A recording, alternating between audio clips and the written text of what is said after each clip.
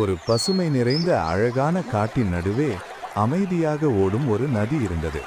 அந்த நதிக்கரையில் ஒரு அம்மா யானையும் அவளுடைய குட்டி யானையும் மகிழ்ச்சியாக வாழ்ந்து வந்தார்கள். குட்டி யானைக்கு அந்த நதி ரொம்ப பிடிக்கும்.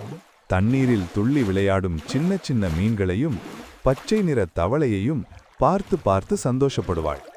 ஒரு நாள் குட்டி யானை அம்மாவை விட கொஞ்சம் தூரம் சென்று நதிக்குள் விளையாட ஆரம்பித்தாள்.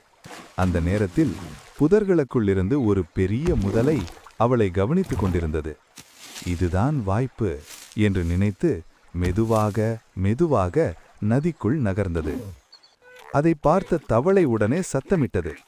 குட்டியானே, கவனமாயிரு! மீன்களும் தண்ணீரை சலசலவென அடித்து எச்சரிக்கை செய்தன. குட்டி யானைக்கு பயம் வந்துவிட்டது. என்ன செய்வது என்று தெரியாமல் நின்றுவிட்டாள். அந்த நேரத்தில் நிலைமையை புரிந்து கொண்ட அம்மா யானை உடனே ஓடி வந்து குட்டி யானையை தன்னிடம் இழுத்து கொண்டாள்.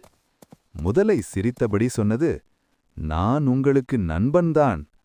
அம்மா யானை அமைதியாக சிரித்து சொல்லினாள், உண்மையான நண்பன் மறைவிலிருந்து தாக்க மாட்டான்.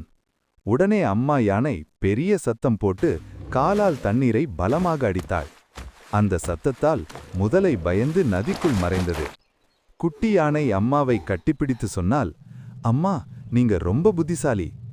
அம்மா யானை அன்புடன் சொன்னால், கவனமும் புத்திசாலித்தனமும் இருந்தால் ஆபத்து நம்மை அணுகாது. அன்றிலிருந்து குட்டி யானை ஒரு முக்கியமான பாடம் கற்றுக்கொண்டாள். யாரையும் உடனே நம்பக்கூடாது.